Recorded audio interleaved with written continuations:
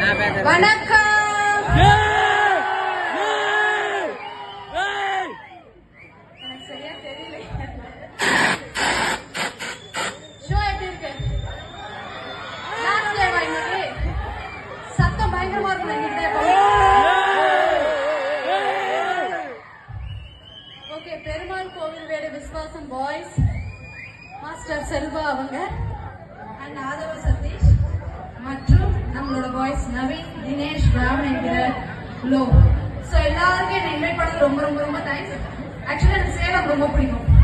சாரீஸ் எல்லாமே